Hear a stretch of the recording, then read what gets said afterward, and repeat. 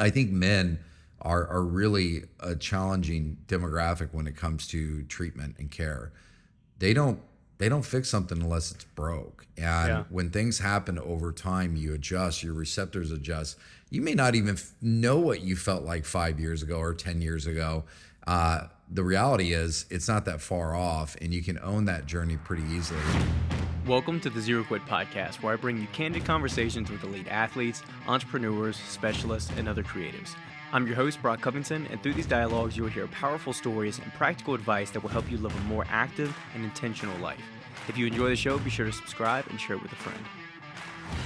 What's going on, guys? Welcome to the Zero Quit Podcast. Today, I have the pleasure of speaking with Josh Whalen. He is the CEO and founder of Blokes as well as Joy, which both are telehealth services that aim at helping men and women have greater access to labs, therapy, treatment options to optimize their hormone health and extend their quality of life. What's going on, man? What's up, brother? Thanks for having me. Not too much. I always love to ask this question first when I see someone have the same experience I've had, because I previously owned a strength training facility in Virginia with my wife. And so I'd like to ask, how is the experience working with your wife and owning a business together? You know, it's ups and downs like anything else. Any partner that you're going to have, whether it's your spouse or your best friend, you're going to have some valleys and you're going to have some peaks.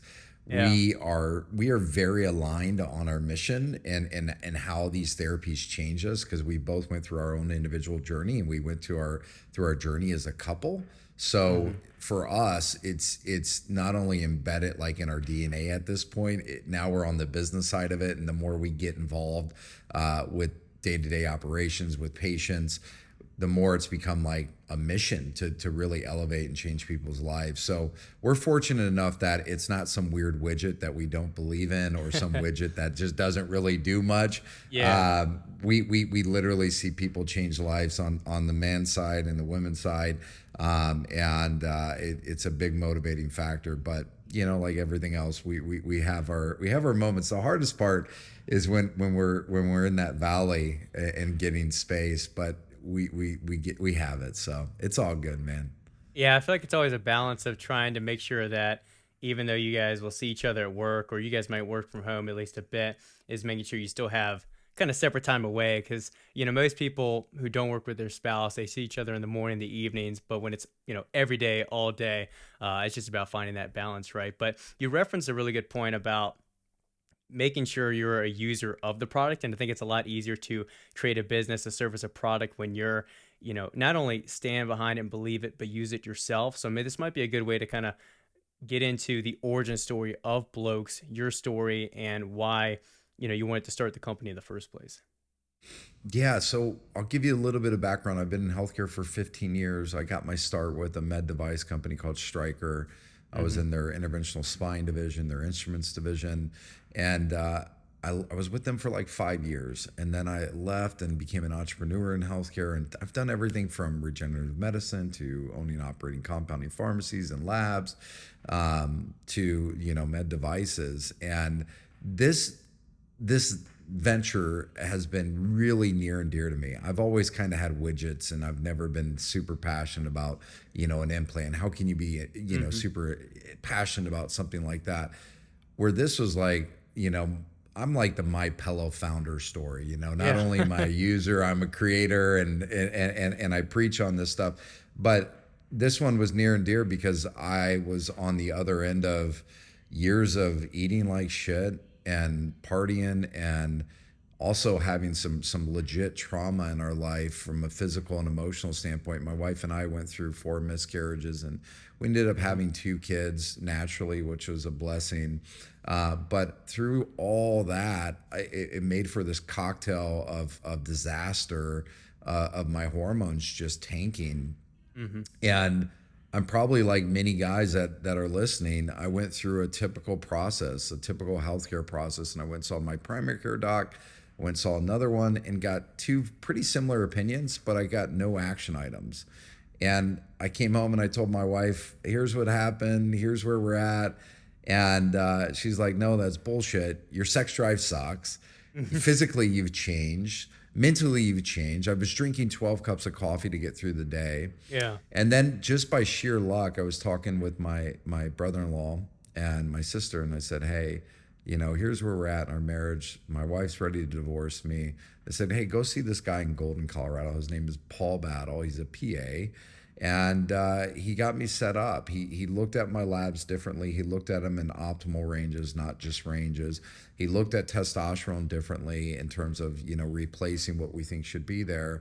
And then he introduced me to these world of peptides. And I got on it as a patient at first, and I really wasn't even thinking about the business side of it. And once the therapies kicked in, I was like, oh my God, this is a light bulb moment. Why are more guys not being offered these type of services? And then the entrepreneur in me over time just, kind of said, hey, why don't we do something about this? And that's really why we started Blokes. It was something that saved my marriage, probably saved me from having a heart attack. I'm 41. By the time I was 50, got me back into the gym, got me lifting weights like I used to. And now it's like, it's part of my DNA to really change lives and elevate them. I feel like over the past decade, maybe it's a little bit more recent than that, a lot more men are turning towards TRT, and there's a lot more of these clinics popping up, and health and wellness clinics and men's clinics and all of this stuff. And this whole industry, I feel like, is starting to kind of boom and flourish. What do you think was like the reason why this wasn't more talked about or accessible in the past? Was it primarily because testosterone was looked at something that either, declined and there was nothing we could do about it, or testosterone was only something that, people use from a performance enhancing standpoint or bodybuilding kind of standpoint? What do you think was the cause for that? Well, I think it's there's a few different angles here. One is the fact that we have such a rapidly declining epidemic of testosterone levels in Yeah. men and women. And I think, if you look back 20, 30, 50 years ago, guys' testosterone levels were drastically higher. So I think that's part of the equation. I think I think there's so many factors into why that happened, and we can get into that. But then I think, any good thing that is happening, spreads pretty quickly from word of mouth. And I think it's, now it's becoming less like, fringe medicine, and it should have been used many years ago, because we know the benefits that it has for the human body, not just men but women. And obviously there's a business side of it. To be, from a business side, it's really interesting. Testosterone's our least profitable product. It really is. But from a therapeutic standpoint, it's probably one of the best therapies we have, with the most upside and least amount of downside when you're doing it with clinical labs and you're doing it under clinical supervision. So I think it's a multi-factored approach. But yeah, I think it's here to stay, man. I think it's going to be here, for a long time. And the way we look at testosterone is, obviously it can be used as a performance enhancing mechanism, especially with athletes who go through testing. But this is a hormone. That's all it is. And all we're doing is trying to elevate that hormone to an optimal state. Before we dig into the whole can of worms that is testosterone, because I have a bunch of questions with that, I'd love to kind of just talk briefly about, I feel like the issue that most men, who don't see basically a primary care frequently, or don't get blood work done, don't check on their health too often.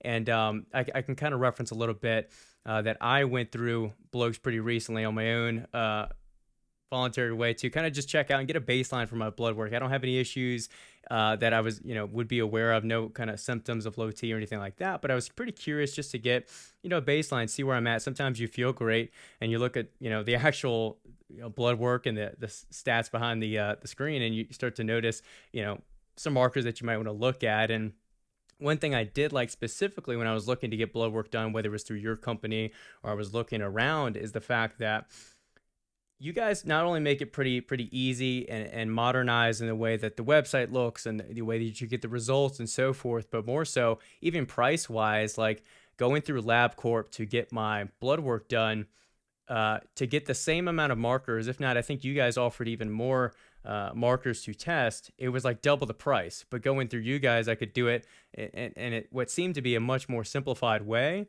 and a more affordable price. So that's kind of a lot I'm throwing at you, but what are your perspective on that how the process has been, and kind of why men are so adverse to getting this stuff looked at? Well, let's talk about the business side of it, and because I think it's a very important topic. So we are literally renegotiating our contracts with a company called Quest National Lab. Hmm. And there's basically two big ones, LabCorp and Quest. We had pricing that was offered to us as a clinic that was, call it sub average pricing. It wasn't phenomenal, but we just recently compared those rates with our now new rates, and Hmm. it was over 1,000% markup. And we are basically looked at as a wholesale vendor. So to your point on labs being super expensive, it's outrageous. It can be done very, very simply. It can be done very efficiently.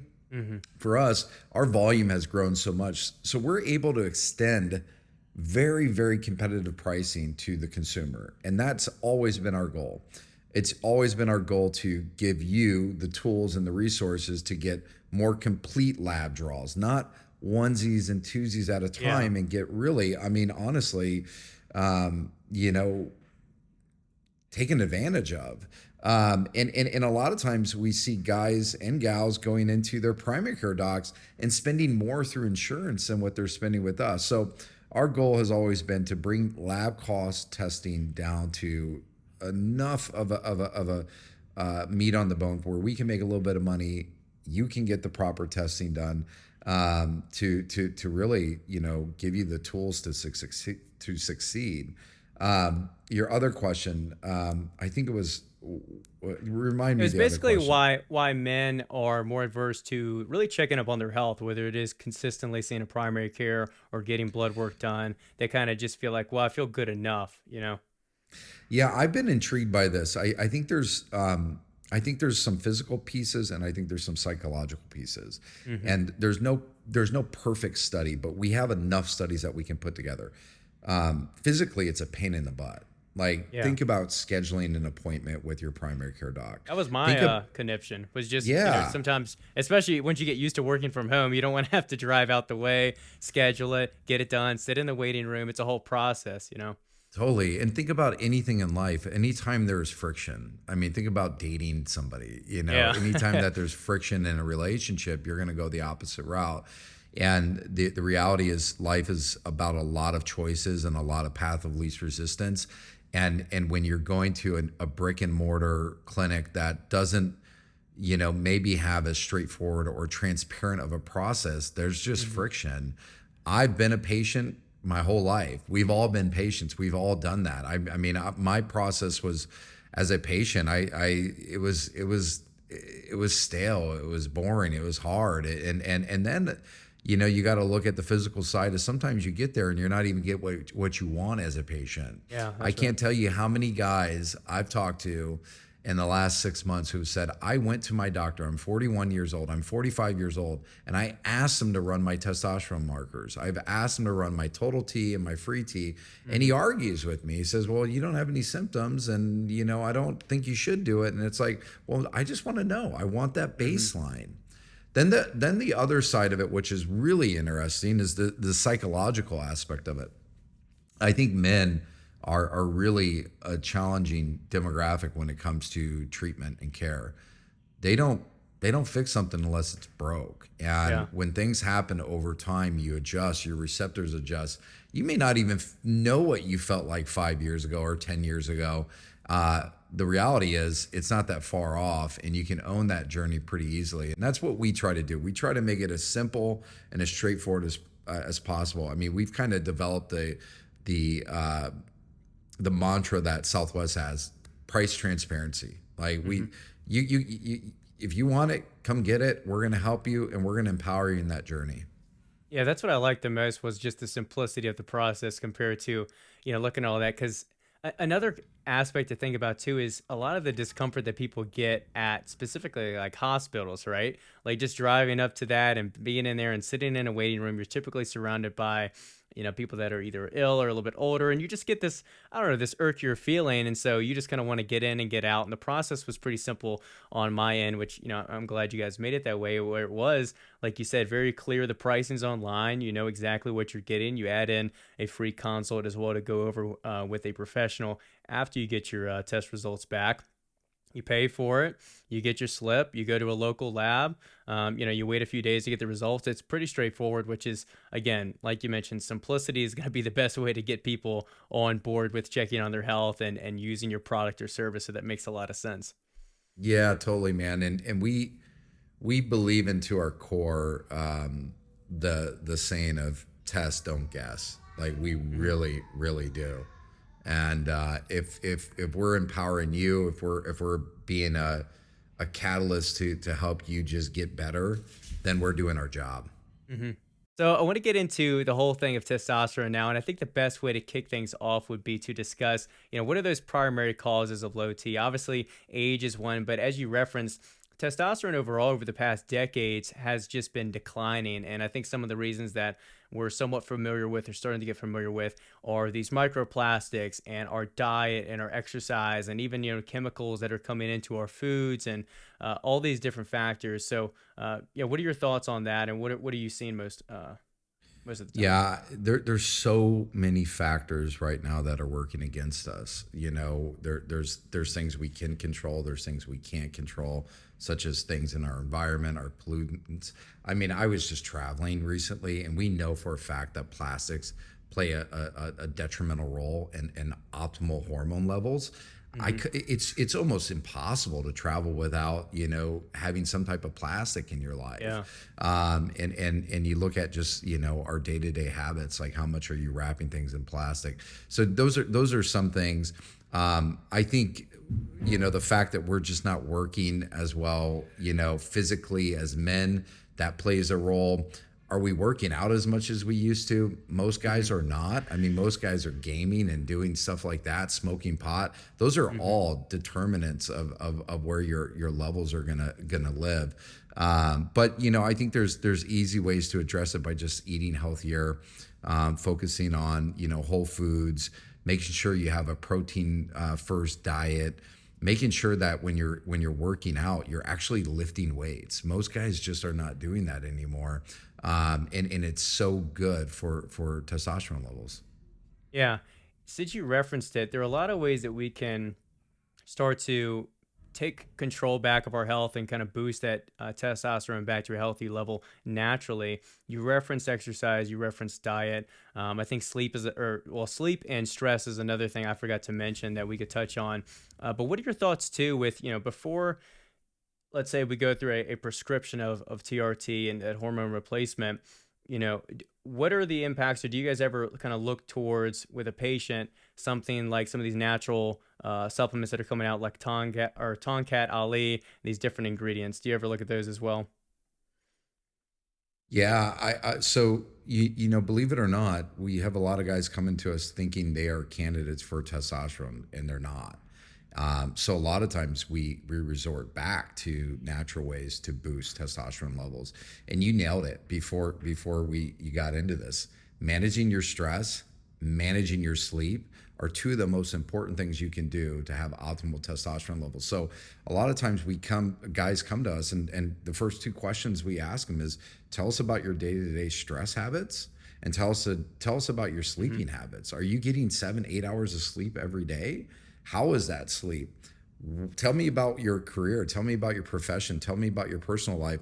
Let's talk about your cortisol levels, because those are Hmm. absolute determining factors in optimal testosterone levels. To your point on supplements, we are consistently recommending supplements. We don't even have supplements, but it is absolutely part of our arsenal. Whether it's ashwagandha, whether it's tangadali, whether it's zinc, vitamin D, Fadogia Hmm. agrestis. Those are all things that we know can boost testosterone levels. Sometimes we get guys who are, lower T candidates where it's only going to move the needle so much, and they might need that jump start. And we can recommend things that Hmm. like Clomid or enclomiphene, and then obviously Hmm. testosterone to really jumpstart their testosterone levels. How often, because a lot of my background has been like 6 years, especially with owning a gym as well, in the kind of bodybuilding realm of the fitness space, how often do you see athletes come in that have been taking testosterone from some obscure source, and they're now looking to transition to a pharmaceutical grade of testosterone? Say that one more time. So like a testosterone that's like black market. Yeah, that they're getting black market, whether it's in the country or out of the country, taking that, and then Yeah. now they're looking to get an actual, more legitimate safe source. Yeah, we've had our fair share of those patients, and um, you know, I will tell you there's I have a handful of stories on those exact things. Here's what we see most often: when they switch to us, they get a much different clinical benefit. They are Hmm. getting a much bigger boost than what they thought, even though they thought they were taking more of, say, a milligram dose or maybe something that we Hmm. don't even offer. Because there's a lot of things that we just won't prescribe legally, or we don't even have access to, that they're getting from China, Russia, or wherever, Mexico. Um, the other set of Hmm. customers that we see a lot of times are getting like massive amounts of irritation, or getting massive sores or welts or bruises from this stuff. We've even had Hmm. guys, test it, and there's literally no testosterone, so you're running into potency issues.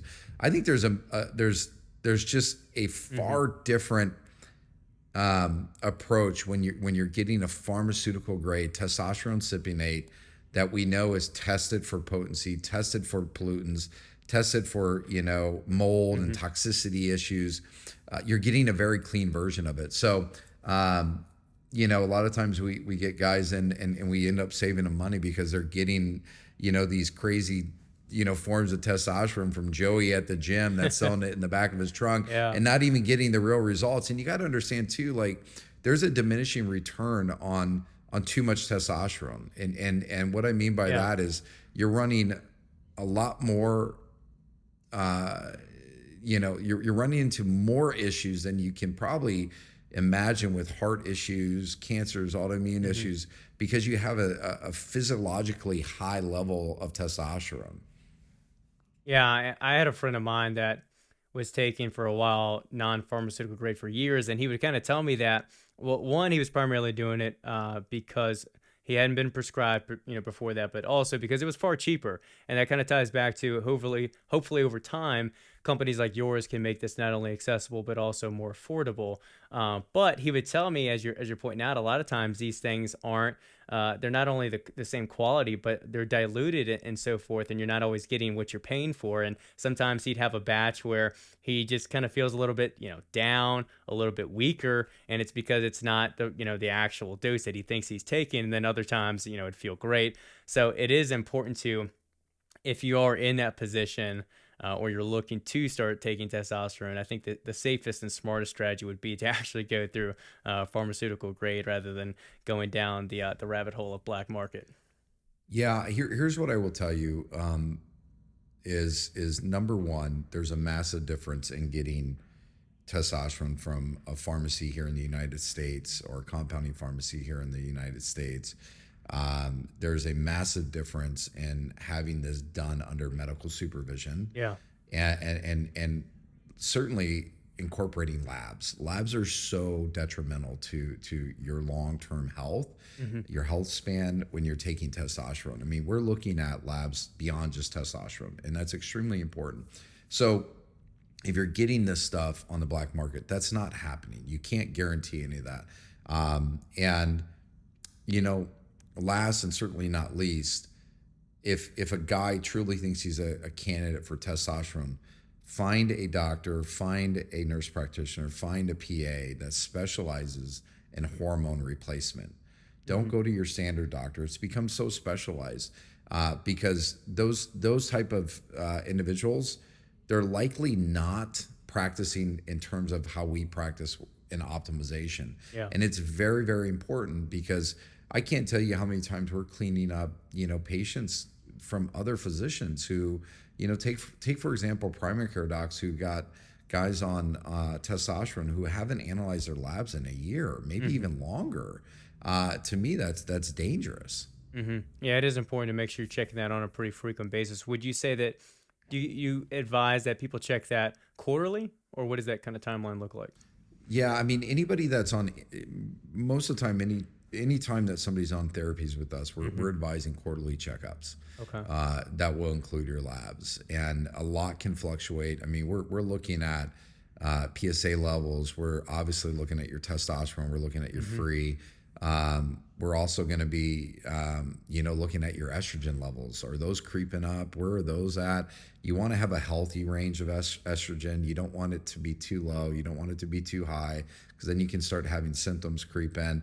And then last and certainly not least, we want to look at the viscosity of your blood. That's what I was about to ask about. Yep. Yeah. I mean, listen, man, I'm one of those guys that just, my blood gets thicker when I'm on testosterone, and I genuinely feel it. And I genuinely feel it when I'm at high altitudes. Oh, yeah. And it makes me sluggish. It makes me, my sleep is more poor. I find myself to be a little bit more erratic, and less patient. The other thing that happens physically, my skin complexion changes a little bit. I get a little bit more of this red tone. When I'm working out, I get tired quicker. So basically what that tells us, outside of symptoms, if we're looking at your hematocrit, we can easily course correct that. You can easily do a therapeutic phlebotomy, basically dumping blood, go donate a pint of blood, and you're right back to normal. I do this anytime from, every 4 to 6 months, depending on my symptoms. Yeah, I was gonna say, my buddy of mine, other people I know as well that have taken testosterone. It's pretty common in like the bodybuilding industry to just make sure you're donating blood like twice a year. It's a good way to just curb that. One question I do have about hormone replacement therapy, specifically with TAS, is the idea that I imagine once you begin this process, you're on it for life, primarily because at least that's been the kind of perspective or attitude coming from the bodybuilding side of things or athletic side of things, because obviously you're trying to supplement and bring up natural levels that are lower, and then your body is kind of, it's not like you're kickstarting too much of your natural creation, right? And so is that accurate that kind of once you're on it for life? It's not accurate. Okay. But I'll tell you where it is accurate. Okay. So first and foremost, there's a bunch of things we look at before we put a guy on testosterone. One is age, and the other is symptoms, and then two, their levels. Do those all correlate? There are plenty of ways clinically in a medical standpoint that we can jumpstart your testosterone levels without TRT. Okay, so there's therapies like HCG, there's therapies like Clomid and clomiphene, and what we'll do is we'll look at, is your testes still producing a healthy amount of testosterone, but it's not at the optimal range. Okay. So we can basically jumpstart that. Now, to your original question, if I'm on TRT, do I have to be on it the rest of my life? The answer is no, but it's your choice. Yeah. So let's just take a guy like me who was in the low 200s. I was never getting to an optimal state, say somewhere between 700 and 1200 naturally. It just wasn't going to happen. So I needed to jumpstart that. TRT did that in a massive way. I float somewhere between 900 and 1200 nanograms per deciliter every time I test. It's pretty consistent. Now, the biggest misconception is that your body will stop producing testosterone when you get off of it. Your body, when you get off it, will adjust. You just got to manage that adjustment and that downward spiral. So for me, it's a choice. I can get off it at any point. My body's going to start producing testosterone when I get back on it. But the likelihood of it getting back to the 900 to 1200 range is almost zero. Yeah, it's almost zero. It's kind of like, why wouldn't you kind of stay on if you are trying to, again, maintain that quality of life and so forth? And maybe you can kind of explain a little bit, because I'm familiar with Clomid, because I've heard that used typically as a PCT after athletes cycling with testosterone. But I'm curious to see, primarily using that instead of trying to make up for that process, using it kind of solo, how that kind of kickstarts and how that works. Yeah. So first and foremost, it was not originally designed for boosting male testosterone. It's kind of like Viagra and Cialis. Like it was never designed for erections. It was designed for heart disease. So it was designed for women's fertility, and then they were giving it to men to help them be more fertile as well.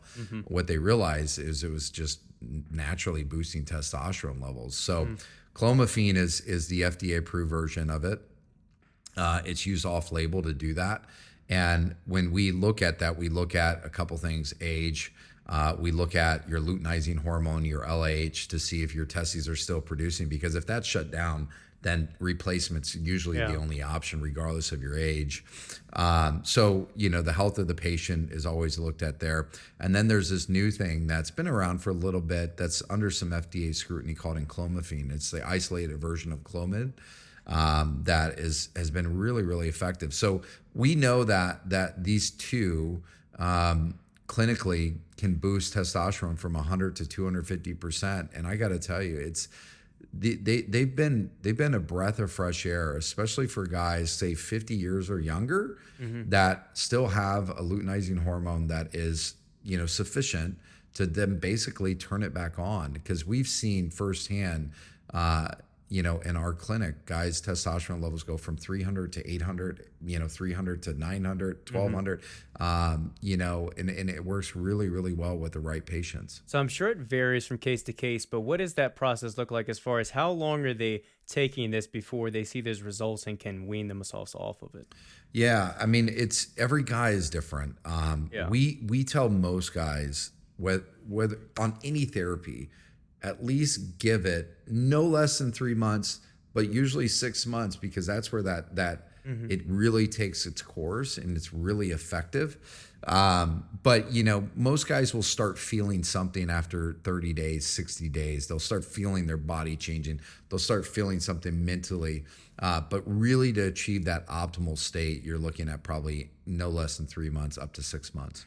Gotcha. To wrap things up on testosterone, you mentioned the importance of testosterone for women.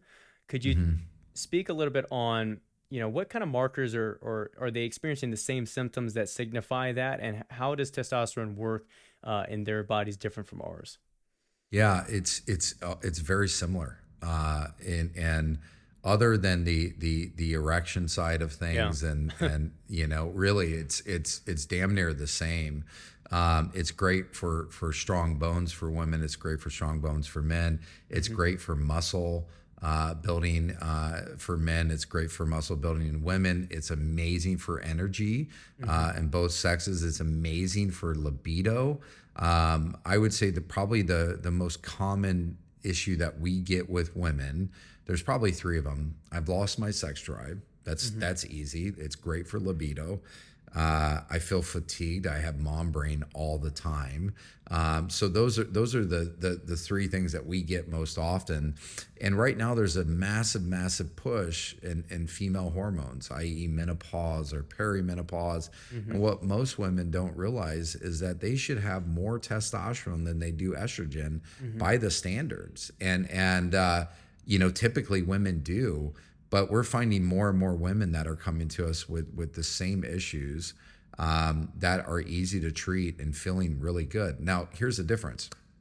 If a male is somewhere between 800 to 1200 nanograms per deciliter in that optimal state, and this number varies. Everybody's different, but we find women are probably somewhere around that 100 to 200 nanograms per deciliter. So they need less of it, but they certainly need it. Now, the one caveat that I will say about testosterone for women that is honestly, it's kind of bullshit, is there's no clinical indication for women and energy and performance. There's no clinical indication for women and testosterone, period. So what that means is there's no FDA approved version for women in testosterone. And my thought process is, because testosterone is so massively produced, there's no money in it for big pharma to study it. There's zero reason to do it. Yeah, it's definitely a hormone that's tied to and idealized as just a male hormone, but obviously it's extremely important for both sexes in that way. One question I have with Blokes is because I'm younger, 23 years old, and yet I still thought it was kind of important to get a look at blood work.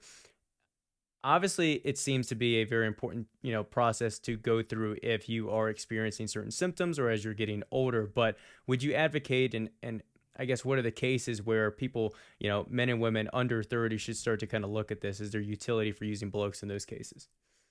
Yeah, 100%. I think there's a handful of reasons. One is, you should have a baseline of labs as you age, period. It doesn't matter how old you are. You should be able to look at markers from 1 year to another, see how they change. And then you can look at symptomatically, is my body changing? Is it getting better? Is it getting worse? And then you can maybe look back to those labs. The other piece is preventative and proactive care. Yeah, You exactly. now have you have the right as a consumer to own that journey, and you should take it. And I can't tell you how many times we have had patients come to us and we have literally spotted or pointed out things before it became, a mountain. Hmm. So I think those are the most primary reasons. If you're training, it's even better because you can tweak things. The benefit of our labs that I see is we can take those labs and we can put them into layman's terms to help you, you know, better set your diet, better set your Hmm. nutrition, maybe make better decisions on your supplements. One of the things that I argue and I tell patients all the time is, why take supplements that your body doesn't need? Hmm. If symptomatically, if you feel it, that's great. But why, if you're low in gas, you put gas in the car. If you're low in vitamin D, you should be supplementing with vitamin D. And the same with so many different things. And labs can tell you that. Yeah, I think it's as simple as you don't know what you don't know, and if you're not checking that and doing that preventative care, you're not really sure. And it reminded me one question I wanted to ask about this idea of extending quality of life, because I think for so long, as we mentioned, people weren't really looking to optimize their hormone health or paying attention to that, and a lot of times, as we age or our parents age, people kind of get to their 50s and 60s and say, well, this is just how I should feel at this age, or oh, I'm gaining weight because I'm old or my metabolism's slower. And I've talked to this with nutritionists as well, where it's, one, taking care of yourself earlier obviously helps that, but two, just because you're 50 or 60 doesn't mean you have to, be exhausted or tired, and that you should just kind of accept the situation of your life. There are different avenues that you can improve your quality of life and happiness, and all these things, and kind of extend, simply extend that quality of life into your 50s, 60s, potentially 70s, and so forth. I listen, man. Age to me is a number. It doesn't mean you have to feel like shit, and Yeah. it doesn't mean you have to age, in physical distress. Like Hmm. I admire, people who are in their 50s and 60s and still work out and charge. And for me, it was a light bulb moment. I have a 5-year old and I have a 2-year old. I'm 41 years old. Like, when I'm 60 years old, they're still going to have a lot of life to live. I should, by theory, have a lot to life to live. So if you're incorporating labs and if you're incorporating, therapies when the timing is right, there's no doubt you're going to extend your shelf life. Hmm. There's no doubt you're going to have a greater health span. You're going to have a greater lifespan. And sometimes it's not about the scientific side. It's just about, being there for your family. Hmm. One thing that I've seen as a more common therapy and treatment over the past few years is peptides, and I've seen them primarily used for recovery. But I wanted to see if you could explain A, what they are and how they work, and B, are they just for recovery, or it sounds like they can be utilized for other purposes as well.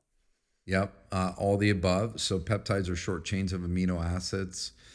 We know we have somewhere around 7,000 peptides flowing through our body naturally. Like everything in our body, as we age, they age as well. One thing that I think, level sets when it comes to a peptide is people don't realize insulin is a peptide. It's the world's most consumed and Hmm. manufactured peptide. When it's in the body, it's a hormone, but when you take it exogenously, it becomes a peptide. Hmm. And, they're the stepping stones for proteins. So, very, very amazing things when it's done under clinical supervision. We have about, I think, around 70 FDA approved peptides. There's more that are compounded in pharmacies. But they can be used for a lot of things. And when I talk about testosterone as a hormone, I think it does a lot of things well. It Hmm. really improves the overall body. When I talk about peptides, they focus on specific actions, specific events, such as weight loss, such as hair, such as sexual function, such as growth hormone, Hmm. such as healing, whether it's a gut or inflammation. Peptides are short chains of amino acids that focus on specific functionality. Gotcha. I was gonna say it sounds like more specified results rather than more of like a a whole outlook with the testosterone replacement. One thing I wanted to ask too, because I think our buddy Eric has talked about it before, is NAD. Could you explain what that is and how that works? Yeah, I mean, NAD is another thing that's been around for a long time. NAD is something that's functioning in our body as we speak. It's something that changes over time, just like our hormones, just like peptides. And originally it was around to help people who suffered from substance abuse to get clean. And the way I kind of look at it is it your body is lacking it as you age, and we're just replenishing it or giving it more of that. And it's really, the easiest way to put it is it really cleans up your cells. Whether just overall cells, whether it's antioxidants, brain function. It gives you a nice little boost. It's something I take on a regular basis, at least once a week. Is it an I get injection? a really it, yes, it can Typically, be or done in many different ways. So okay. you can do it intravenously, which is a longer session, anywhere from an hour to 2 hours, depending on your tolerance. Because when you push it, you actually feel it. It kind of takes your breath away. You can do a lot more in one setting if you're doing it intravenously, maybe up to 1,000 milligrams. On the other side, there's injections where there's subcutaneous or intramuscular. You can do anywhere from 50 to 300 milligrams at once, depending on your level of tolerance. And then a lot of people are starting to do this with a nasal, intranasally. I got to tell you, I haven't felt the relief there.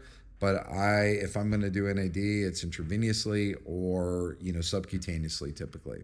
Okay. To wrap things up, I want to talk about some of the kind of future innovations and strategies you've been moving with Blokes. So one thing I saw recently that I think you and Eric posted together about was these functional health reports. Could you explain what those are? Yeah. So one of I think the biggest struggles with labs is the understanding of them, whether it's on a very in-depth scientific clinical route or whether it's just in layman's terms. Like, to me as a patient, if you and I can just talk to this because I went through it. If you gave me my lab printout from LabCorp Quest, it's chop suey, man. I have no idea what the hell you're talking about. You can go over it with me and I still don't know what I'm talking about. So, one of the things that we did is we've created these functional health reports that take every biomarker and it tells you exactly what those biomarkers are about, where those levels should be, whether you're sufficient, deficient, optimal, etc. And it breaks it down in layman's terms. And if you really, really want to get in the weeds, it can break it down in more scientific terms. But it's just a way for us to extend better knowledge on your actual biomarkers. The nice thing is it can come with a report that takes those biomarkers and it recommends supplements based off of those biomarkers. So it gives you a really scientific approach into what you need to be doing on a daily basis. Yeah, simplicity is the name of the game, right? One other thing, go ahead. No, we're really excited because we're in the process of designing our own supplements. Yeah. We're in the process of designing our own supplements based off those biomarkers. We're in the process of making pill packs. So it's really easy for Brock to say, here are my 5 or 7 supplements that I'm taking for one reason, because my biomarkers tell me to. Yeah. And the beautiful thing about that is you're going to see those biomarkers, if you're taking them on a consecutive basis, change and move over time. And then hopefully you feel it symptomatically. Yeah. So you mentioned the supplements because I also saw that was a coming soon item on the website as well. Another item I wanted to ask about that I don't know how much you can speak on is the at-home testing. What would that be for, and how would that work? Because I imagine, yeah, I don't know what to imagine. How would that work, and what is your goal with that whole process? Yeah, so we have a couple ways to test a patient. One is, it's called a phlebotomy draw. So we're puncturing the actual vein itself. That's probably the most common way. If you've been to a doctor's office, that's how it's going to happen. We can actually send nurses and phlebotomists to your house Gotcha. depending on where you live. It wouldn't be me doing it. A practitioner would come. Well, no, and then we have the third that is we've been very hesitant to roll out, but we are rolling it out, is actually at home draws Okay. yourself. Now, the difference is it's not going to be a venous puncture, it's going to be a finger prick. So Okay. you take a Gotcha. small lancet, you take some drops on your actual blood stain card, you send it in. So it's a great way to give access to people who are busy, who are maybe in areas that they don't want to go to, a nurse or phlebotomist or a doctor. Um, there's some limitations. The limitations are more in maybe you're giving up a little bit of accuracy, but it That's gives what I you a was about to really good ask. baseline. Okay. Secondly, you can't test as much. You're just not getting enough blood to be able to test as much.